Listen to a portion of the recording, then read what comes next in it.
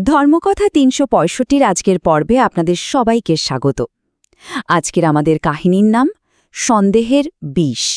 মানে কিভাবে একটা ছোট্ট সন্দেহ একটা সুখী রাজ্যকে এক মুহূর্তে অন্ধকারের দিকে ঠেলে দিতে পারে। চলুন সেই গল্পে প্রবেশ করা যাক। ভাবুন তো একবার, একদিকে গোটা অযোধ্যা নগরী যেন বসন্তের উৎসবে মেতে উঠেছে। রামের রাজ্যাভিষেকের প্রস্তুতি চলছে, চারদিকে সাজ সাজ রব, বাতাসে ফুলের মিষ্টি গন্ধ, ঘরে ঘরে জ্বলছে প্রদীপের আলো, আর প্রজাদের মুখে মুখে শুধু তাদের প্রিয়, তাদের ভাবী রাজার গুণগান। কিন্তু এই সব কিছু ঠিক উল্টো একটা ছবি ছিল রানী কৈকেয়ীর নিজের কক্ষে। সেখানে কিন্তু আনন্দের কোনো লেশমাত্র নেই, বইছিল এক অন্য রকম ভারী হাওয়া। তিনি একদম চুপচাপ বসেছিলেন, গভীর চিন্তায় ডুবে। একটা অদ্ভুত নিস্তব্ধতা আর চাপা উত্তেজনা যেন ঘরটাকে গ্রাস করে ফেলেছিল।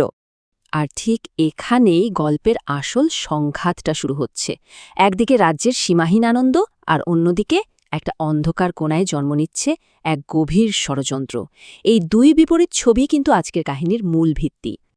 এই কথাগুলো সাধারণ কোনো কথা ছিল না, এগুলোই ছিল সেই প্রথম বিষের ফোঁটা। মন্থরা ঠিক এইভাবেই রানী কৈকেয়ীর মনে ভয় আর অবিচারের বীজ পুঁতে দেয়। সে আঘাত করে সরাসরি রানীর মাতৃত্বের অনুভূতিতে। কৈকেয়ী কিন্তু প্রথমে এই কুমন্ত্রণার তীব্র বিরোধিতা করেছিলেন। তার এই উত্তরটাই প্রমাণ করে রামের প্রতি তার ভালোবাসা কতটা গভীর ছিল। তিনি মন্থরার কথায় কান না দিয়ে বরং রামের পক্ষেই দাঁড়িয়েছিলেন। কিন্তু মন্থরা কি এত সহজে থামার পাত্রী? একদমই না। সে তার কুমন্ত্রণার জালটা আরও সূক্ষ্মভাবে বুনতে শুরু করল, যা ধীরে ধীরে কৈকেয়ীর প্রতিরোধের দেওয়ালটা ভেঙে দিচ্ছিল। মন্থরা কৈকেয়ীর যুক্তিকে এক কথায় কেমন উড়িয়ে দিল দেখুন। সে ভালোবাসার বদলে ভবিষ্যতের ক্ষমতার লড়াইকে অনেক বড় করে তুলল। তার কথাগুলো এমনভাবে সাজানো ছিল যা কৈকেয়ীর মনে তার ছেলে ভরতের ভবিষ্যৎ নিয়ে এক গভীর নিরাপত্তাহীনতা তৈরি করে দিল। আর এটাই ছিল মন্থরার সবচেয়ে বড় অস্ত্র। সে পুরো বিষয়টিকে একজন মায়ের পবিত্র দায়িত্ব হিসাবে তুলে ধরল। এখন কৈকেয়ীর পক্ষে এই কুমন্ত্রণা উপেক্ষা করা প্রায় অসম্ভব হয়ে পড়ল, কারণ প্রশ্নটা যে তার নিজের ছেলের সুরক্ষার। এরপরেই কৈকেয়ীর মনের ভেতর সেই ভয়ঙ্কর পরিবর্তনটা আসতে শুরু করল। সন্দেহের বিষটা জানেন, একেবারে গভীরে গিয়ে তার চিন্তাভাবনাকে গ্রাস করতে শুরু করল। তার ভেতরের দ্বন্দ্বটা তীব্র থেকে আরও তীব্র হতে লাগল। কৈকেয়ীর মানসিক অবস্থা তখন ঠিক এই রকম। একদিকে রামের প্রতি তার বিশ্বাস আর ভালোবাসা, আর ঠিক তার উল্টো দিকে নিজের ছেলের ভবিষ্যৎ নিয়ে তৈরি হওয়া এক তীব্র ভয়।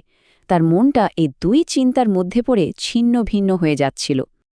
আর ঠিক এই দুর্বল সময়েই মন্থরা তার তুরুপের তাসটা ফেলল। এমন একটা পুরনো স্মৃতিকে সে অস্ত্র হিসেবে ব্যবহার করল, যা গল্পের মোড়টাই একেবারে ঘুরিয়ে দিল। অনেক দিন আগে ভুলে যাওয়া এক প্রতিশ্রুতি হয়ে উঠল কৈকেয়ীর সিদ্ধান্তের চাবিকাঠি। এই বর দুটোর পেছনেও একটা গল্প আছে। অনেক দিন আগে রাজা দশরথ কৃতজ্ঞতাবশত কৈকেয়ীকে এই দুটো বর দিয়েছিলেন।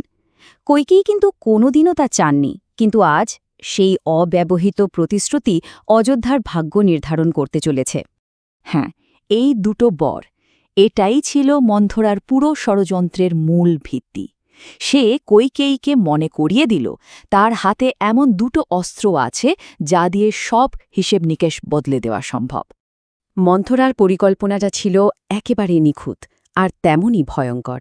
3টি ধাপে সে কৈকেয়ীকে চালনা করল। প্রথম ধাপ, রাজাকে তার পুরনো কথা মনে করানো। দ্বিতীয়, ভরতের জন্য সিংহাসন চেয়ে নেওয়া। আর তৃতীয় এবং সবচেয়ে কঠিন, রামকে পথ থেকে সরিয়ে দেওয়া।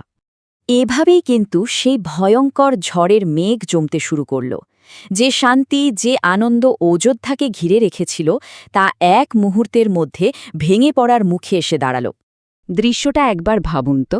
বাইরে রাজপ্রাসাদ তখনও উৎসবের আলোয় ঝলমল করছে, আর ভেতরে কৈকেয়ীর মনে চলছে এক প্রলয়ঙ্করী ঝড়। ওদিকে রাম এই সবকিছুর বিষয়ে সম্পূর্ণ অঞ্জান। নিয়তি যেন এক কঠিন পরীক্ষার জন্য প্রস্তুত হচ্ছিল।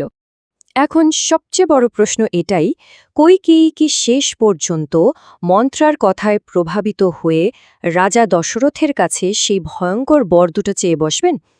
এর উত্তর আমরা পরের পর্বে জানতে পারব। ধর্মকথা ৩৬৫তে আমরা প্রতিদিন রামায়ণের এক একটি নতুন অধ্যায় আপনাদের সামনে তুলে ধরি। মানব জীবনের ধর্ম, ন্যায়, ভালোবাসা আর ত্যাগের এই মহাকাব্যকে আমরা এক নতুন আঙ্গিকে আপনাদের কাছে পৌঁছে দিই। ধর্মকথা 365 আপনাদের নিয়ে যাবে এক অনন্য যাত্রায়, যেখানে প্রতিদিন একটি করে নতুন পর্বে উন্মোচিত হবে এই অমর কাহিনীর রহস্য আর মহিমা।